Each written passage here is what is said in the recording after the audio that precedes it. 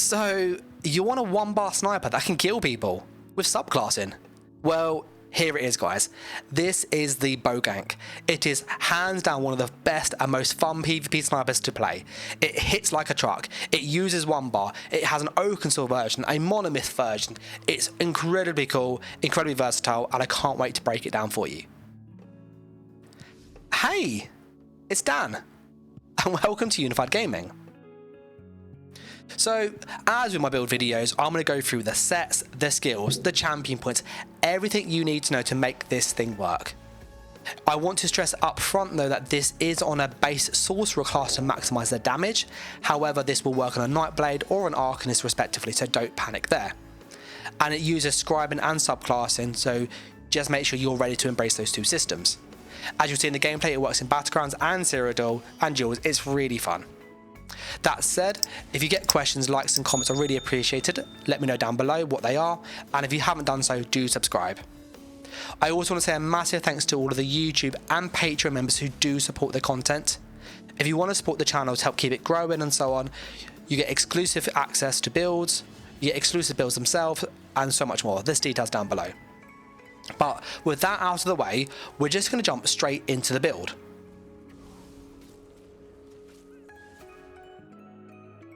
So for the build, we are going to be going through the race. The first thing to note is that we are going to be a Khajiit on this build. So a Khajiit is one of the best races for this, simply because you've got access to the feline ambush passive. This thing is fantastic. It's more crit damage, which is more burst. It also gives you more just sustain and just more max resource. It's really, really good. If you're not a Khajiit, a dark elf or a high elf will be really great as they have weapon and spell damage attached. Also, you could use something like an orc, that's also quite decent too. Dark elf obviously being second. But any damage race is ideal, and if you're missing damage race, still try it. It's probably going to work. You might just need to manage your expectation a little bit. I'm going to go through the attributes. So as you'll see, we have Oaken Soul, we are stacking our damage, and that is what we're trying to do. So our sustain is garbage. We use Deep Thoughts to fix that. We have really high magicka. I know lots of you are going to go, but you stamina skills, why are you stacking magicka? Well, the way in which the game calculates damage is every 10.5 max resource, either magical or stamina, is calculated towards your damage done, and it uses the highest pool. So in my case, it will use my magicka pool to work out what my damage is, even for my stamina skills. So what that means is by stacking one of your resources higher, it means you get more damage that way around than having like a split. The reason we go with magicka this way is most of our buff skills are magicka, and it makes it easier to play. But that said, you could go with stamina and swap it around, or a mix. It's up to you. For the Mundus stone, we are using the Lover Mundus. This gives us a good 17,000 pen at all times, which is fantastic. So we hit incredibly hard. And as you'll see, we have the good old Oaken Soul with all the buffs down here. As with like afflictions and kind of curses and stuff, you have to be a vampire on this. You need access to the Dark Stalker passive. This lets you sneak around at full speed without being slowed, so this is incredibly helpful. If you don't have this, you will really, really feel it. So you definitely want that there. You also want Strike from the Shadows. So when you pop into Sneak and you pop out, that thing procs. Our damage goes up to 4,700. It also procs with Invisibility, so it means we just get more damage that way. More damage, free, is pretty decent. And then to help our survivability, we get Undeath, which increases our damage reduction the lower health we get. It's not huge, but it does make a big difference, so I would definitely still run this. Now, for the consumables on this build, we are utilising the following. We are using Minstrel Bunny Hash, so it's a banana food. It gives you loads of health, loads of magicka. It's literally here for damage. You could try some sustain stuff, it's not worth it. You could try Tri-Food, it's less damage, but not much, but you get lots more stam, so this is also worth trying. But I personally go for the more damage because I want to kill stuff quicker, but the stam can be quite nice, and it's not a massive amount of damage loss.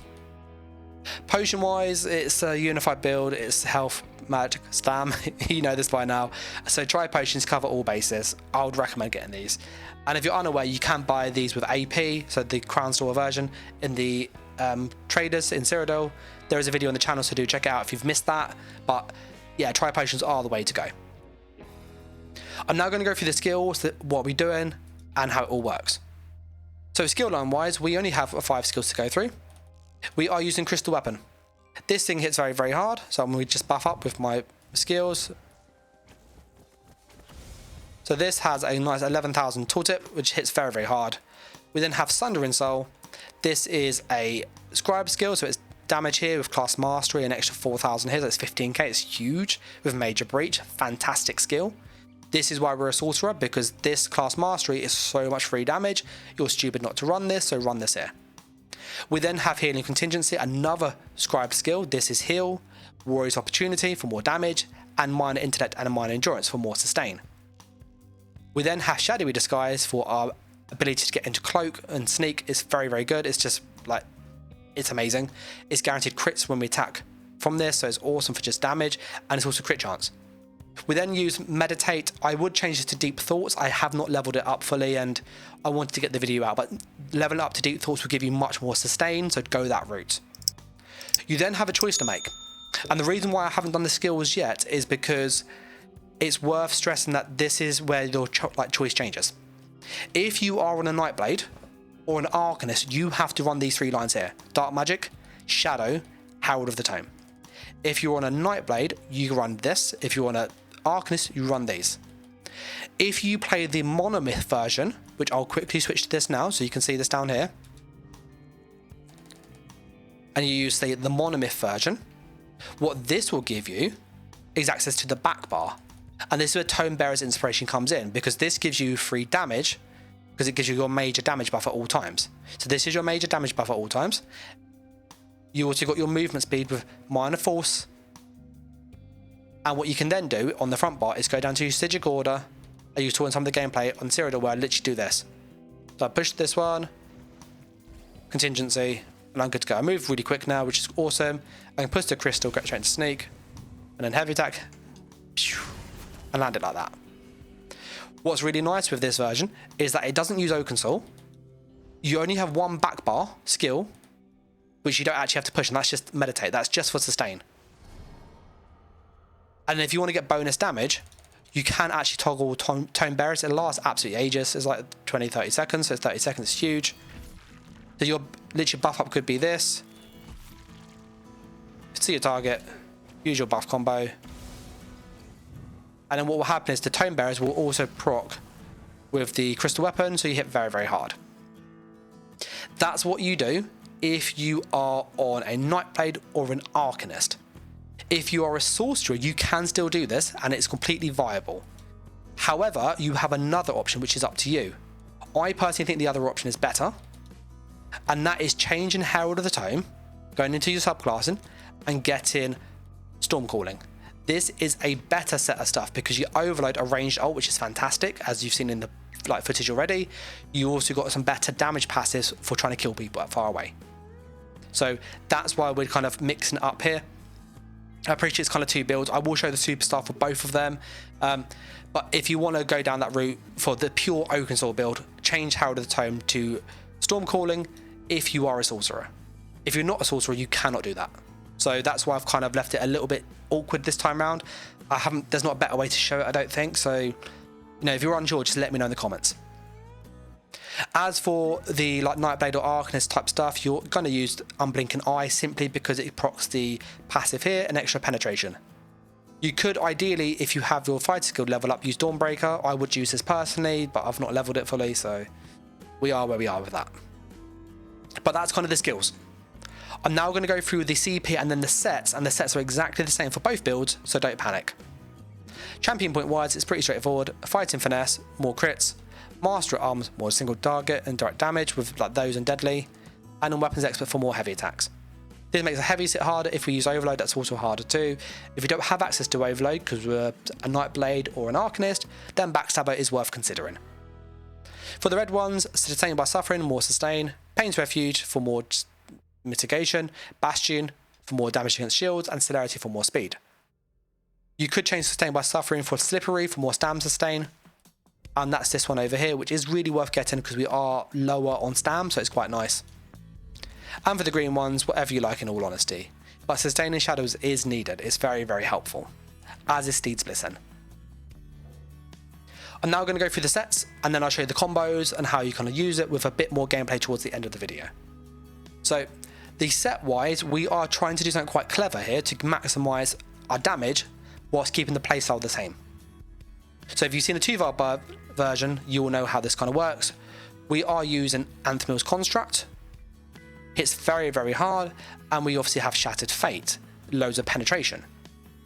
How do you get Anthemil's Construct, Shattered Fate with Oaken Soul, and also damage? That's where we get this very special set called Wrath of Imperium. This is a really old set that nobody uses. I've used it on a few builds in the past, and this gives you essentially almost 500 damage. And yes, this 317 does get buffed by your actual buff, so this is actually really high. So this is loads of free damage. It's one of the best ways to stack damage on a 3-piece set. It's better than going agility because you get way more damage out of this. You can buy this. It is dirt cheap at the moment, so I would suggest buying it while it's cheap. And you do need a sharpened bow. The glyph can be whatever you like. I left this here just to kind of show you can change it. If you want fire's optimal, in all honesty, or absorb health, but this will work here. The back bar doesn't matter, so if you're on the 1.5 version of this build, just use whatever you like. Something with Magico Recovery is ideal. The monster set is all divines, as is all of the armor pieces here. And we have Construct on the head and the shoulders.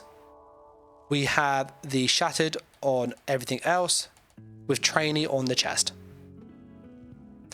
We then have Shattered on the neck. We have 1 Imperial Wrath ring, so that's the 1 piece there, plus the bow makes it 2-3. And then we have the Mythic of choice. You will see that we have 2 Swift, ideally 3 Swift. I didn't want to waste my transmutes. So on the Monomyth, I did actually use the Swift. I found that more useful. But if you want to use the Oaken Soul and it comes with, Bloodthirsty, then just use this as it is. So, it's not a massive damage loss or speed difference. I personally prefer the speed. So, the versions for the Superstar, if you want to use the Monomyth version, which is this one here, you are going to basically run this. You're going to run Crystal Weapon, Sundering Soul, Healing Contingency, Cloak with Deep Thoughts, put to the back bar. And then you just have Tone Bearers here. This is just here as a free damage buff. You don't actually need to use it. You can use it, but it's not needed. If you're going to use the Oaken Soul version, what you then do is to run the Oaken Soul, which is nice and simple, down here. And you have to then just go to your Sigic order, put in your Meditate Deep Thoughts, and run it there. And then that build will look like this. So it's exactly the same. The advantage of Oaken Soul is that you don't need to go and have access to the new Mythic, which is great, so it's free, because most people have Oaken Soul already now. And it also gives you all the buffs always on. The other versions does give you all the buffs that you need for damage on all the time. But it does mean you can use 2 bars if you want to kind of transition from a 1 bar to a 2 bar, and then build up to the full 2 bar, which is on the channel already. But that's kind of the build and how it works. I'm now going to go through some gameplay sort of like tips and tricks. So how you do combos on a dummy, just to give you some ideas. So one of the first things you want to know is that we are always going to attack from the side. So when it says flank, that is anywhere from here to here. So if you imagine there's a 180-degree circle around here, this is the flank. Anything from the side or behind. To buff up with the Oaken Soul version, it is really simple. When you sneak around, you see your target, you push Contingency first, Crystal Weapon, and tap Cloak. As you then move around, you hold your heavy attack into the Shocking Soul or the Sundering Soul, and it all lands at once. If you're behind the target, it will stun them. What you'll find is that yes, Contingency pulls you out of stealth, so does Cloak, so does Crystal Weapon, sorry, but when you do them quickly, you will find that you can get back into invisible really fast. And we'll do this together now at full speed, going really fast. Ready? Contingency, Crystal, Cloak, heavy attack, and there's my soul. So it all lands together. You'll note sometimes the heavy attack can be a bit clunky like that, so that happens. You just have to accept it. It's ESO being ESO. So I'm going to do the combo again. You then fire it, and it will shoot like that. So we'll do it once more so you can see it. So again, it's that Contingency, Crystal Weapon, tap Cloak whilst Crystal's animating, then heavy attack into Sundering. All lands at once. That's the main burst combo. If you are being pressured and you're worried about dying, you have 2 options. Option 1 is Contingency and then the Contingency. Sounds silly, but just spamming this is quite big healing. Option 2, if your potion's ready, is do Potion, Contingency roll like that. If you do it at once, it will fire all of those and you get a massive amount of healing from the Potion and the Contingency. If you are fast and you're sprinting, what you can do is run around the corner contingency, roll dodge, and you'll proc the heal twice in a row. So if you can get the double contingency and then the roll straight after, you get a lot of healing really fast. I personally normally just do contingency, roll dodge, cloak. This will get you out of trouble in most cases. If people are following you, what I often do, as you'll see in the gameplay, is I do the contingency, the roll dodge, cloak, move to the side. And I normally make an L, either left or right, or sometimes behind them, and do like a U-turn. This will get you out of trouble very, very quickly, especially if you do it with a potion. As for when you need to use meditate, it's quite straightforward. As you get low, you get around a corner, you can jump and push it. That's a bit of sustain there, it's really quick. So you can get into this stance really fast. Even if you get a couple ticks of sustain, it's going to add up really, really quickly. And like, this alone is enough to get you out of trouble. So if I'm doing this, and I'm running and dodging here, I go for my contingency, and I can get pop back into sneak, move away, find something else to contingency, the deep fault, sorry, and repeat. But that's kind of little kind of combos and stuff. I'm now going to go through some more gameplay to show you kind of what I'm doing, and I hope you obviously find that useful. So back to the gameplay and where we were at. I'm going to fast forward a bit so you can kind of see a bit more. Here we are in Cyrodiil. So this is against a clip where we had JJR. He's a very, very good PvP player. You know, I get asked, well, how do you stay alive? This is exactly what I was talking about. I get hit really hard by these guys, get stunned. I then use my contingency roll dodge. So I for here, go into cloak, contingency, pop down, and back into cloak with a roll dodge there. So that gives me that survivability to get out of trouble, even against good players, if I'm moving well. I then tried to go up to go get the kill. I actually hit Big Duffy at the back, and I do kill him, so he's dead. And then JJR'd and streaks off. So that was a really good example of how to stay alive. In this example, this is going to show the burst combo. Sometimes people are facing you, so you can't stun them. If this happens, you literally just do heavy attack crystal weapon or light attack crystal weapon in that order, just to keep the damage going. He has rallying cries, that tells me he is a really tanky boy, because I need to be mindful of that. So I'm letting my resources get up, and I'm going to go for the combo here. All the buffing as I showed, straight in the combo, and boom, he is dead. Huge amount of damage. This person has 40,000 health. Again, really, really tanky person. Like, why would I even think of trying to kill him here? But, you know, I was ambitious.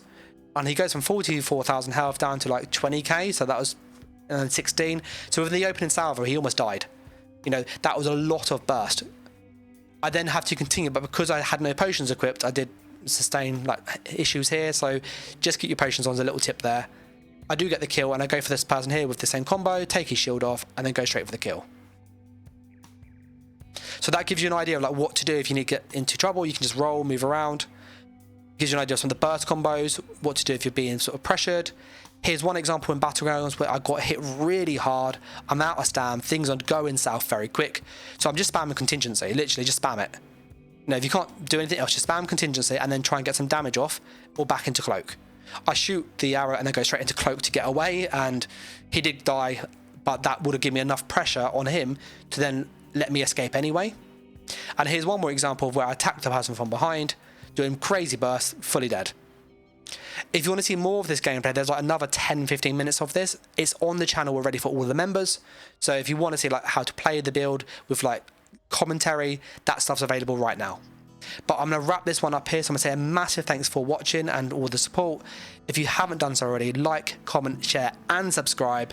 And I'll catch you next video or stream. So thanks for watching, guys. Take care. And bye.